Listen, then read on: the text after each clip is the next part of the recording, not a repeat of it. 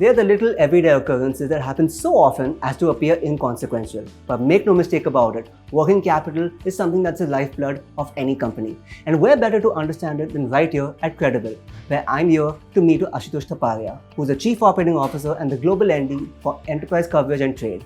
So without further ado, let's dive into conversation.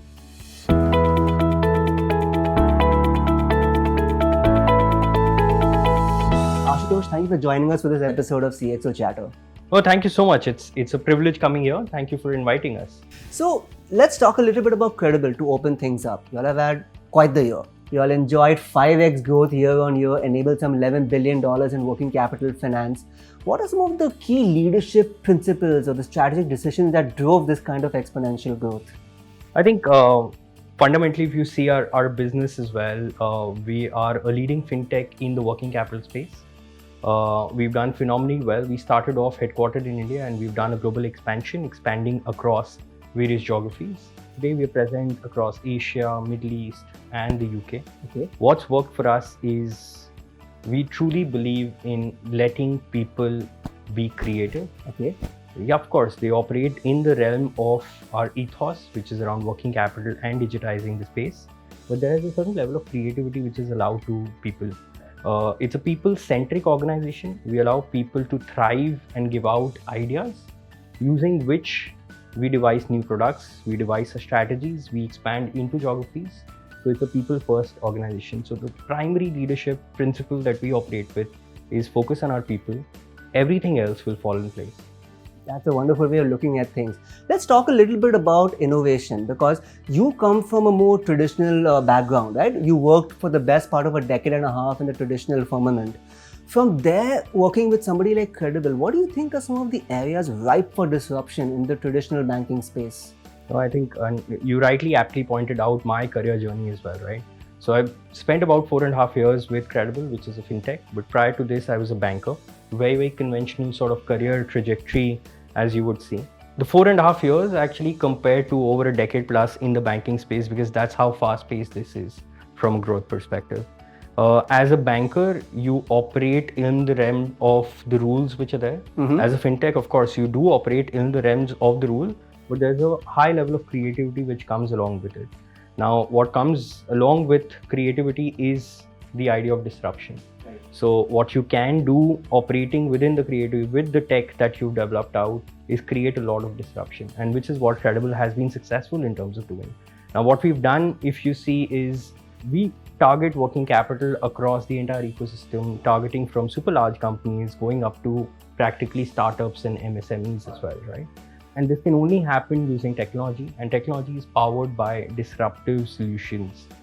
There's a lot of investment that CredAble today is doing on AI and ML, and that is going to lead the trajectory of growth for us in the coming years.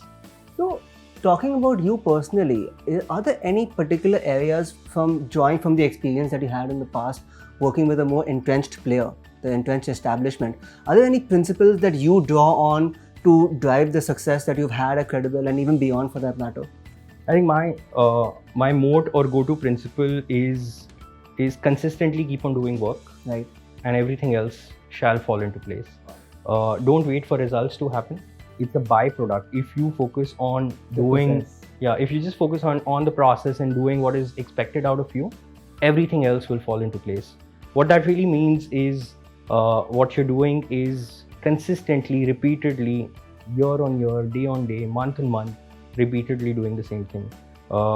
And if you're to draw an analogy, in my personal space, my hero or my go-to person is someone like Rahul Dravid, right? And you look at Dravid, in his entire career, we never saw anything come out of Dravid outside the field. It was consistently putting in effort and achieving the same objective. And that is what I truly believe in as well. That's a wonderful example you talk about, because Dravid was always seen as this old school traditional player, and then towards the end of his career, he kind of reinvented himself as an ODI and a T20 batsman. He had probably one of his most breakthrough explosive knocks right at the very end, his only T20 game. Anyways, cricket aside, let's talk again a little bit about CredAble, because you all have a lot of experience when it comes to working with small and medium-sized business, some 350,000 plus on your platform, if I'm correct. But beyond working with them and enabling working capital flows for them, what are the kind of strategic levers being pulled to impact the broader entrepreneurial ecosystem by CredAble? No, I think, and that's a great question in terms of what are we doing for the entire ecosystem, right? Now, when you associate any business with CredAble, the first thought which comes to mind is they will solve for working capital. That's truly what we will do, right? We will solve for working capital, but there is a lot beyond solving for working capital as well. There's a lot of advisory, value-added services which comes along with solving for working capital, and which is what CredAble will deliver for a lot of these SME ecosystems. Right. In fact, a significant part of our borrowers are very, very small companies who may be availing tech-led facilities or banking facilities for the first time in their lives, right? So that's a significant part. A significant part of our borrowing base also comes in from our platform business, which originates from dealing with super large companies as well. So what we're solving for the entire ecosystem is ability to generate working capital and thereafter go beyond and establish themselves as big business houses and deal with other corporates as well. Got it. So we've seen many seismic shifts across industries, when it comes to India, when it comes to the world. Any particular trends or innovations or happenings that catch your eye that could shape the whole finance ecosystem in that space over the course of 3 to 5 years, maybe even the next decade? I think if you look at us, our business has gone international, housed and headquartered in India. Okay. And India is actually truly leading the pathway in terms of being innovative as a country. What we've done with NPCI, what we've done with OCAN, ONDC, or as basic as say GST in terms of having so much of data, that's thanks to regulatory initiatives. Right. A lot of countries are tailing behind. A lot of countries are trying to replicate what India has done. FinTechs like us use the digital public infrastructure which is available in the country and try to ensure the banking fraternity can make use of this DPI which is available and reach out to the entire cohort of borrowing ecosystem, small companies and large companies, and lend to them. Now, if we can replicate this model which is running well in India into other countries, we would have done a stellar activity, and this is what we focused on doing. So Ashutosh, before I let you go, since I have you here in the room with me, one last question. Are there any words of advice that you would draw from your extensive experience working over the past 2 decades or so that you would offer to an aspiring professional looking to create a successful career of their own? I think just one, what I would recommend to all youngsters and anyone is be experimental, take chances, don't succumb to failures. Failures are part of the process. There will be learnings emerging out of failures, and I'll quote Rahul Dravid again.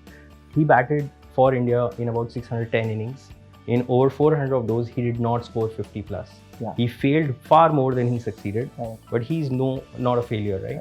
So which means life will always give you multiple chances. There'll be a second chance, a third and a fourth. Keep on aspiring and going towards your target and you'll get there. To use another sporting analogy, even Michael Jordan had happened to say that I miss all the shots that I don't take. So just try. I fail more often than I succeed. Absolutely. And look at any sportsman, it's the same, right? Absolutely, 100%. Ashutosh, thank you so much for being here with us. It was a pleasure chatting with you. It's been a pleasure. Thank you so much. Finance, as they say rightly, is the working capital and the lifeblood of a company. And where better to epitomize that than right here at CredAble. Thank you so much for watching this episode of CXO Chatter. I hope you enjoyed it, and I'll see you in the next one.